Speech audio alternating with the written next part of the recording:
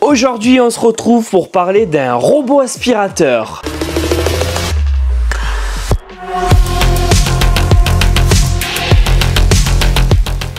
Encore un robot aspirateur en test sur la chaîne, il s'agit du P10 Ultra de la marque 3i. Alors sur le papier, qu'est-ce qu'on peut lire? On peut lire qu'il reconnaît les taches au sol, il évite les câbles, il coupe automatiquement les cheveux coincés dans sa brosse. Et en plus de ça, il a de l'intelligence artificielle, donc on va tester tout ça. Au niveau de la puissance d'aspiration, on est sur du 18 000 PA, autant vous dire que c'est énorme et qu'il y a très peu de robots aspirateurs en 2025 qui proposent cette caractéristique. Alors il m'a reconnu très facilement le robot aspirateur et la première chose à faire, comme dans tous les robots, c'est tout simplement de créer la map.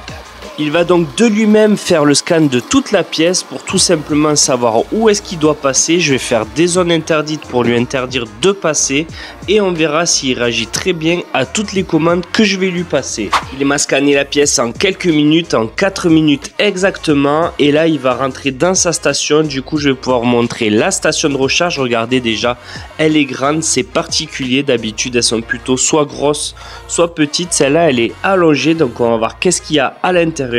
Pourquoi elle est aussi grande? Vous allez voir, il y a pas mal de choses à l'intérieur. Pour commencer, vous avez le bac d'eau. Donc là, c'est très simple, c'est de l'eau propre et il va se vider. Vous allez voir avec le bac d'à côté.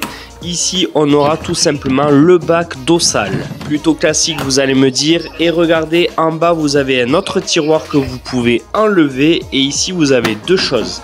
La première chose, c'est tout simplement le bac à poussière qui vient se remplir et son détergent juste à côté. Le petit tiroir se remet très facilement, même à une main, et il est bien caché, c'est vraiment top.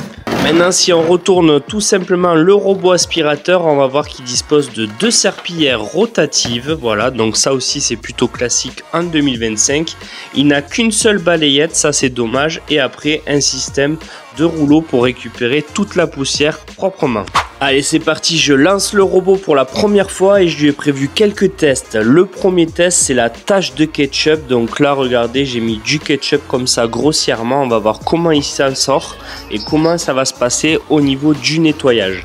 Au niveau du deuxième test, c'est des croquettes. Grizzly me laisse souvent des croquettes sur le sol, donc du coup, on va tester ça. Regardez maintenant, les robots aspirateurs en 2025 ont une lumière, ça leur permet tout simplement de bien se repérer dans l'espace. Alors là, on va voir qu'il fait un premier passage sur tout simplement la tache de ketchup, mais en fait, c'est un passage parce qu'il fait les bords en premier. Et vous allez voir qu'un peu plus tard, il va tout simplement retourner sur la tâche. Attends, tu connais pas ma chaîne YouTube? Je fais gagner des cadeaux à tous mes abonnés actifs. Alors c'est très simple, tu commentes, tu actives la cloche. Comme ça, à chaque fois que je sors une vidéo, tu viens et tu commentes des choses intéressantes. Et du coup, je fais souvent des tirages au sort. Tu peux gagner un smartphone, des robots aspirateurs, des robots tondeuses. Donc vas-y, lâche-toi.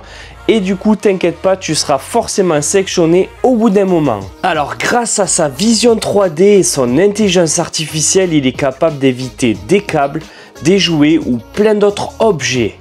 Pour la détection des objets, j'avais laissé un genre de chouchou par terre et regardez là par contre c'est un test vraiment concluant. Il passe donc juste à côté, il détecte bien l'objet, il n'y monte pas dessus. Il y aurait beaucoup de robots aspirateurs qui seraient montés dessus et là c'est pas du tout le cas. Donc là c'est vraiment concluant, il arrive bien à détecter les objets qui sont au sol. Alors il y a autre chose que j'ai apprécié, c'est le mode turbo sur les tapis. Il y a beaucoup de robots qui le font mais qui le font mal. Lui, il a vraiment une grosse aspiration quand il passe sur les tapis. Alors sur mon premier passage, j'ai remarqué que j'avais pas activé certaines fonctionnalités sur l'application et du coup normalement sur les tâches, il est censé en reconnaître plein comme le ketchup et il va tout simplement faire le tour, revenir jusqu'à qu'elle soit nettoyée en intégralité. Quelques minutes plus tard, il est allé donc direction la tache de ketchup et on va voir ce que ça donne au niveau du nettoyage. Regardez, il en restait un petit peu, ça avait commencé à sécher. Et là, regardez, au niveau de son passage, il n'y a eu aucun problème, il ne reste plus aucune trace du ketchup. Au final, on a vu dans la vidéo qu'il n'avait même pas besoin de repasser. Il est passé une première fois quand il faisait les coins. Et ensuite, il est revenu dessus et à son premier passage, il avait déjà terminé.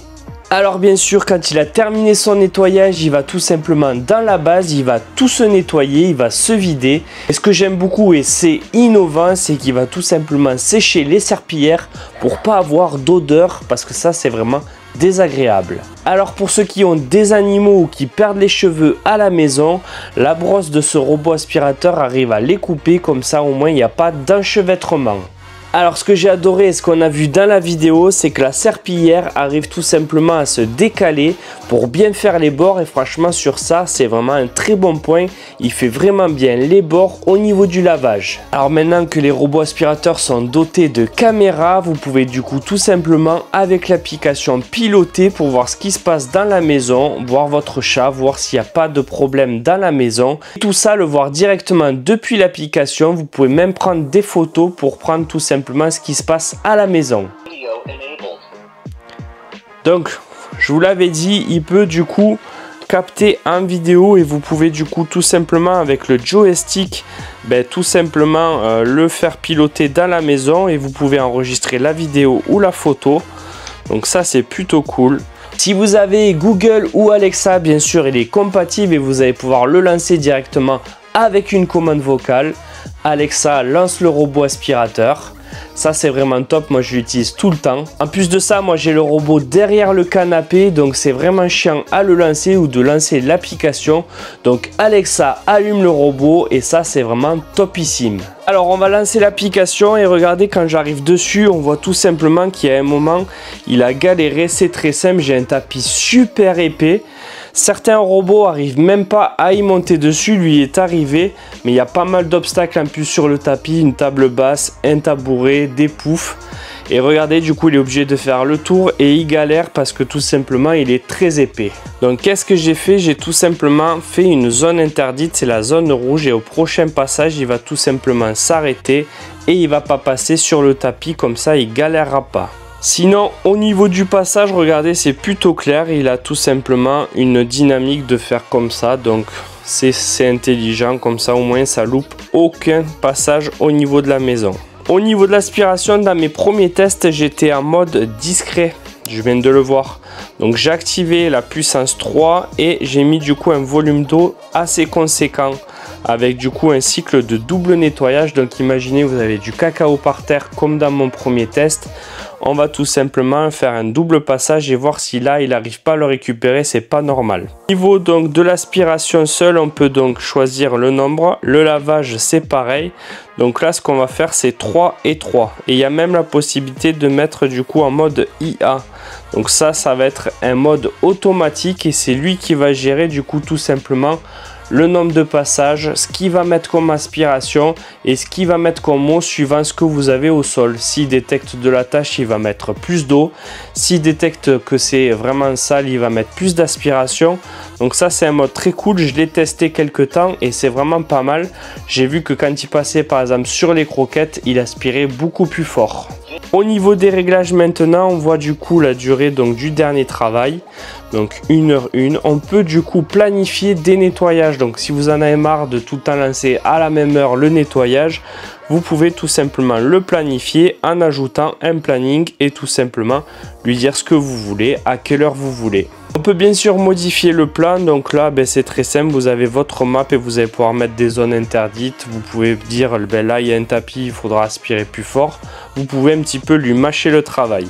Vous pouvez éviter les tapis, donc là il n'y a même plus besoin de faire deux zones interdites, vous mettez éviter les tapis. Moi j'aime pas trop qu'il passe sur les tapis, donc j'ai mis éviter les tapis. Regardez, j'avais pas vu mais il peut parler en français, donc ça c'est plutôt cool. Alors ça c'est super cool, vous pouvez du coup faire une recharge pendant les heures creuses. Donc là vous avez juste à cliquer à partir de quand du coup vous avez vos heures creuses. Donc moi du coup c'est à partir donc de 23h36 de souvenir. Donc ce qu'on va faire, on va faire 23h40. Et du coup il va se recharger du coup pendant les heures creuses. Donc ça c'est vraiment cool. Alors il y a un menu avec la reconnaissance, donc intelligence artificielle, donc ça va lui permettre de contourner les obstacles, d'avoir un mode collision donc réduit, éviter les animaux. Le paramètre de coupe de cheveux c'est aussi dans l'application. Moi j'ai un chat mais il perd pas trop les poils et nos enfants et ma femme et moi-même on perd pas trop les cheveux, donc j'ai mis qu'une fois le coupage donc de cheveux. Je sais pas si vous avez vu mais il est capable tout simplement, regardez, de sortir sa serpillière sur le côté quand il y en a besoin. Regardez juste ici, comme ça les bords sont vraiment très bien faits. Regardez là, ça flirte vraiment avec la plainte, c'est vraiment énorme. Au niveau des croquettes maintenant, il a commencé un premier passage sur le côté où est-ce qu'il en a récupéré quelques-unes. Et quand il a fait le quadrillage, il a récupéré la totalité des croquettes. Regardez, il n'en reste plus aucune. Donc là, c'est vraiment aussi très concluant au niveau du test. J'espère que cette vidéo vous a plu. N'oubliez pas de vous abonner.